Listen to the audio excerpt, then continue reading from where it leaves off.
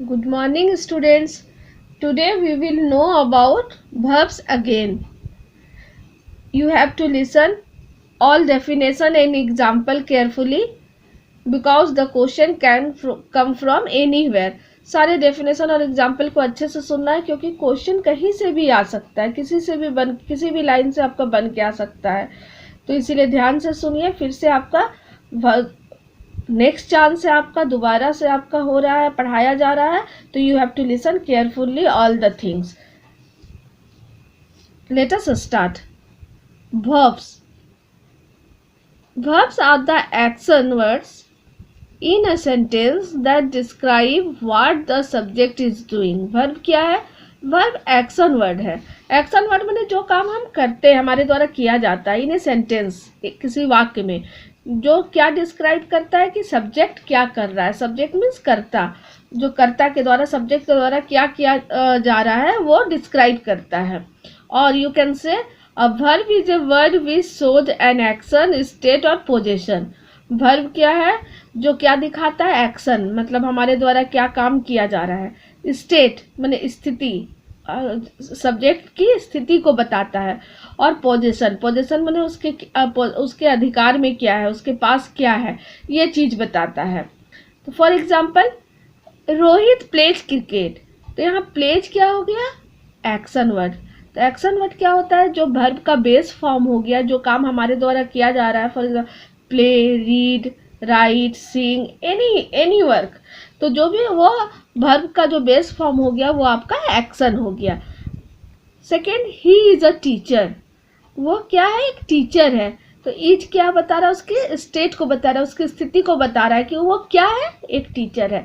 तो स्टेट बताने के लिए इज, एम, आर, वाज, वर का यूज करते हैं। Next, Rohan has a car. अब रोहन हैज मतलब उसके पास है, रोहन के पास क्या है? कार। तो हैज किस चीज को बता रहा है? पोजीशन को बता रहा है कि उसके पास है। तो हैज, हैव, हैड, ये हम लोग पोजीशन दिखाने के लिए यूज करते हैं। Now let us see the kinds of verbs. We can put it under two categories. Kinds of verb को हम लोग दो कैटेगरीज में रखते हैं। First, stative verb and dynamic verb, and second, main verb and helping verb, जिसे हम lexical verb और ऑक्सिलरी वर्ब कहते हैं। तो we start from stative verb. What is stative verb? The verb which shows a state और position is called stative verb. You have to remember that कि जो state और पोजीशन को बताता है उसे हम स्टेटिव वर्ब कहते हैं। For example, I am a teacher. तो एम क्या बता रहा है? मेरे कि मैं क्या हूँ? एक टीचर हूँ। तो मेरे स्टेट को बता रहा है, मेरी स्थिति को बता रहा है। सी हैज़ अ पेन। उसके पास क्या है? पेन है। तो हैज क्या है? उसके पोजीशन को बता रहा है। तो जहाँ पोजीशन के बारे में इंफॉर्मेशन मिले, स्टेट के बारे में इंफॉर्मेशन मिले, तो उसे हम स्टेटिव वर्ब कहते हैं। And dynamic verb, the verb which shows a physical action is called dynamic verb. जहाँ एक्शन के बारे में, उसके फिजिकल एक्शन के बारे में बताया जा रहा है, उसे हम डायनामिक वर्ब कहते हैं। For example, he plays cricket. She is reading, वो पढ़ रही है। तो ये जो है, ये हमारे फिजिकल एक्शन को बता रहा है कि हमारे द्वारा ये काम किया जा रहा है। Second, main verb, the verb which is of main importance in the sentence is called the main verb। verb जो सेंटेंस में मेन इंपॉर्टेंस रखता हो, महत्व रखता हो, उसे मेन वर्ब कहते हैं। फॉर एग्जाम्पल, आई राइट, मैं लिखता हूँ। अगर राइट ही ना हो, सिर्फ आई हो, एम हो, आई एम, मैं हूँ, तो उसके आगे कुछ भी नहीं है तो पता ही नहीं चलेगा। आई राइट, मैं लिखता हूँ। तो ये राइट क्या हो गया? Main verb. He is reading, तो यहाँ इज क्या हो गया? Helping verb. रीडिंग क्या हो गया? Main verb. They are present. अब यहाँ देखिए, आर प्रेजेंट जो है, दे आर प्रेजेंट, तो यहाँ आर हेल्पिंग वर्ब है और यहाँ पर मेन वर्ब कुछ भी नहीं है। तो जहाँ मेन वर्ब नहीं हो, उस सेंटेंस में जो हेल्पिंग वर्ब है वो मेन वर्ब के रूप में यूज होता है। You have to remember this line. Next, auxiliary verb और हेल्पिंग वर्ब, सहायक क्रिया जिसे कहते हैं। मेन वर्ब मुख्य क्रिया, ऑक्सिलरी वर्ब और हेल्पिंग वर्ब सहायक क्रिया। The verb which helps the main verb to form a tense, voice और mood is called a helping verb. जो verb मेन वर्ब का मदद करता है क्या करने में, टेंस फॉर्म करने में, टेंस बनाने में, वॉइस बनाने में या मूड बनाने में, उसे हम हेल्पिंग वर्ब कहते हैं. For example I am writing, तो यहाँ एम क्या है, हेल्पिंग वर्ब है. तो इससे पता चल रहा है कि ये काम किस टेंस में हो रहा है, प्रेजेंट टेंस में हो रहा है, कि मैं लिख रहा हूँ. अगर यहाँ पर वाज लग गया, वर्ड लग गया, तो किस टेंस में चला गया, पास्ट टेंस में. For example he was playing, तो वो खेल रहा था. तो यहाँ वाज हेल्पिंग वर्ब, उससे क्या हो गया, टेंस चेंज हो गया, पास्ट टेंस चला गया.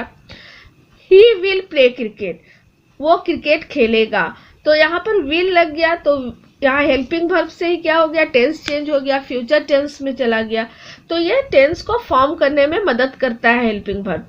और वॉइस के ही विल प्ले क्रिकेट, इसका voice means active to passive voice. तो अगर हम इसको पैसिव वॉइस में चेंज करते हैं तो cricket will be played by him. तो ये वॉइस फॉर्म करने भी मदद करता है. मूड, तो the word mood is made up from models, ये मॉडल से बना है. We will read model in the next class. There are 28 auxiliary verb.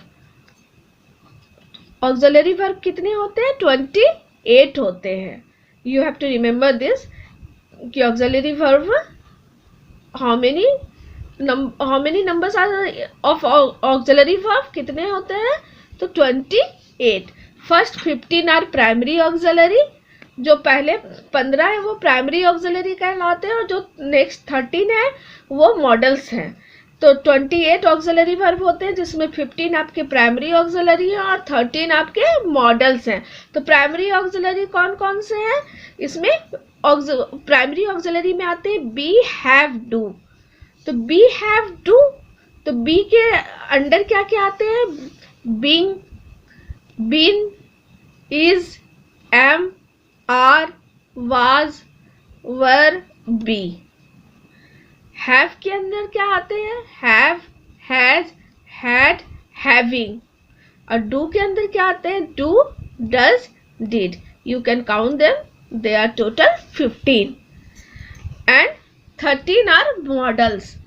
models कौन कौन से हैं, shall, will, can, may, should, would, could, might, must, ought to, used to, dare, need. ये सारे क्या है, मॉडल्स हैं. तो you have to remember this कि there are 28 auxiliary verb. in 28 15 are primary and 13 are models. Now see some important points which you have to remember. First, if a sentence has only one verb, it will be called main verb. अगर sentence में केवल एक verb है तो वो main verb कहलाएगा. For example, I am a teacher. मैं क्या हूँ, एक टीचर हूँ. तो यहाँ am क्या है, यहाँ helping verb नहीं, main verb होगा. You are a student. आप क्या हो, एक स्टूडेंट हो. तो यहाँ आर मेन वर्ब के रूप में यूज हो रहा है. Second point is if a sentence has 2 और मोर वर्ब. अगर एक सेंटेंस में 2 या उससे ज़्यादा वर्ब है at the same time, the ending verbs will be called main verb. Last वाला वर्ब मेन वर्ब कहलाएगा and the other verbs will be called helping verb. और दूसरे वर्ब हेल्पिंग वर्ब कहलाएंगे. For example I am writing a letter.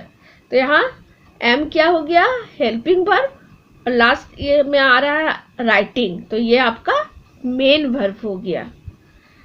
Third point is modals can only be used as helping verbs, not as main verbs.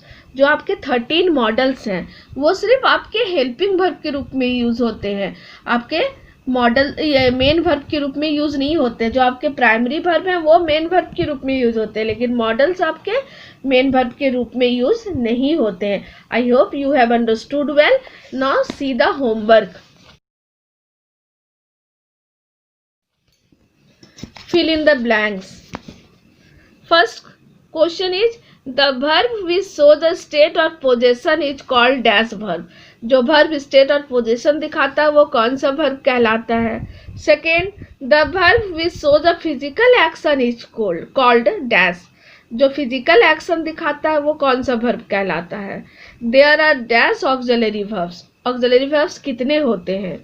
The numbers of primary auxiliary are, primary auxiliary की संख्या कितनी होती है? There are dash modals, modals कितने होते हैं? 6. He has a car, उसके पास car है। In this sentence has shows, has क्या दिखा रहा है? एक्शन बता रहा है, स्टेट बता रहा है या पोजीशन बता रहा है? तो you have to do this homework. Thank you.